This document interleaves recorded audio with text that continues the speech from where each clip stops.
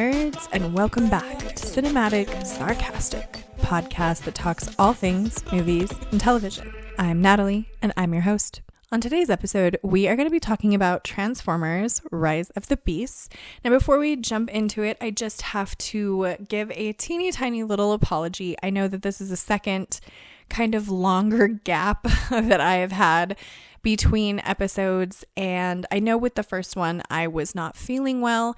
With this one, I did lose a fur baby at the beginning of the week. He was one that I'd had for a very long time. He was with me for 15 years. He was definitely like a soul fur baby, like just that one that you have a bond with. Anyone who has like pets or fur babies will definitely understand kind of what it feels like when you lose one that is particularly close to you.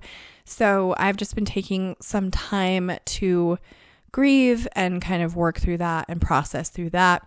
But I did want to come back and try and get back into my schedule of uploading episodes. I do have a couple that I've recorded, so hopefully there won't be as much of a gap between this one and the next one. And with that being said, we will just jump into what I thought of Transformers: Rise of the Beasts. Now, I have to say, I really enjoyed the Transformer movies that they came out. Like that first one with Shia LaBeouf and Megan Fox. I loved their dynamic. I loved that introduction into Transformers.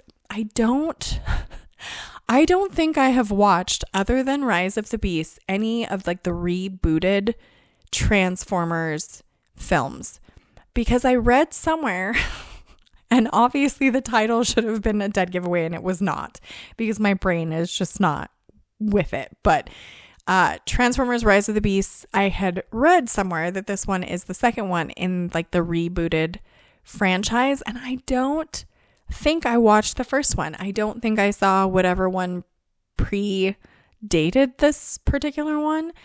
But I have to say, I don't think it matters. Like, I don't really think that it matters whether you have seen every single Transformers movie or whether you've seen all or none of them, you know?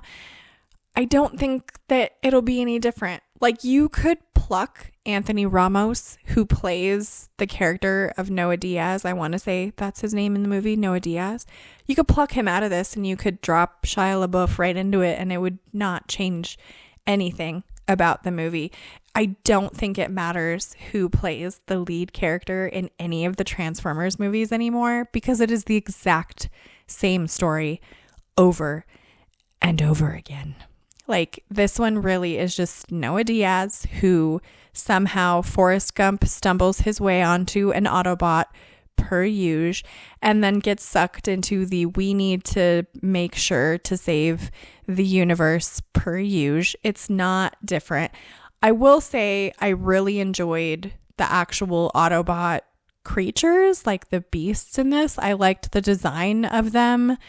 I didn't really understand why they had little bits of fur, like why that, I mean, they're machine. I don't know. That, to me, that's just, it doesn't matter. That's like a insignificant detail. But overall, like, I don't necessarily think that this movie deserves all of the 5-star reviews that it's getting. And I think if there was any kind of remote competition in the theaters right now, I don't know that Transformers: Rise of the Beast would be doing quite as well as it is.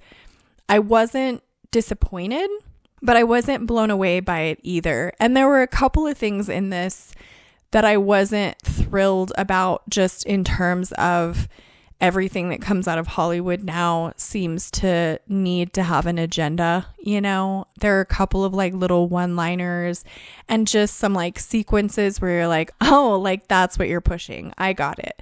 And I just, that's frustrating to me. It's getting old, like all of the agenda stuff and messaging, political sides or whatever that needs to be in films and television series now.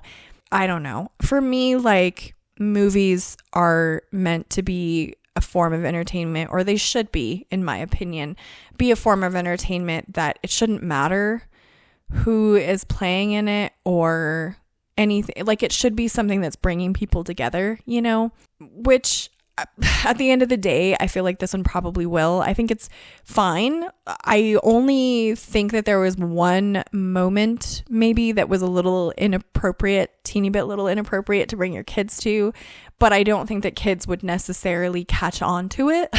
So I don't know that that makes much of a difference. I think if you wanted to bring your kids to this, you can. There might just be, if they do catch on to this one particular little sequence or particular line, you might have to explain some stuff. But other than that, I think it's decent. The story, again, was just kind of the same old, but it is entertaining. Like, I don't necessarily, like, I'm not walking into Transformers expecting like Oscar performances. And I don't think that you get that in Transformers Rise of the Beast. But I think it is entertaining. You do get some pretty cool fights. A lot, I mean, obviously 90% of it is like CGI. And you do notice that a few times. Like, there is one particular moment between the Noah character and the character of Mirage, which is an Autobot, where they like fist bump with each other. And you can tell that like Anthony Ramos, who's the actor that plays Noah, is like fist bumping like nothing, you know, like you can tell because he's not even looking in the right direction, and it's very obvious that he's just like on a green screen somewhere. So that's a little bit of a bummer, but to me I would say solid 3 out of 5. Like, not great, not terrible, decent, you know, runtime. Got a little bit boring a little bit there for some parts of it, but overall pretty decent. But I have to say, after watching this one, I'm not blown away by it. And I don't think if there were more that come out that I would go see them. Like, it's not for me as entertaining as like the first couple of them were, which back then, I mean, it was pretty new. So it was easier, I think, to be entertained by it. Whereas now I'm just like, well, it's the same story. So I can just go watch the first one. Same, you know, which is a little disappointing for me personally. I did really like, I'm not going to be able to remember the name of the character, but it's like the Hawk Autobot. Michelle Yeoh is the one who does the voice for it. I liked her transition in the film. So there's like something that happens to her Autobot, and I liked the way that they did the CGI sort of transition from one to the other.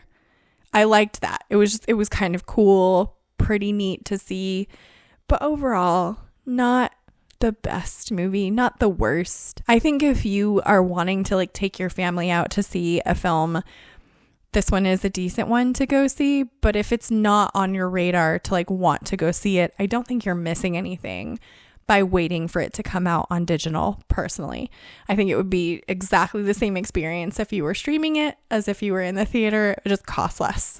So yeah, those are my thoughts on Transformers Rise of the Beasts. I would love to know what you guys thought if you went and saw this one. Subscribe if you want to join the Movie Nerd family. You can find me on Instagram at Cinematic Sarcastic Podcast, and I hope to see you in the next episode.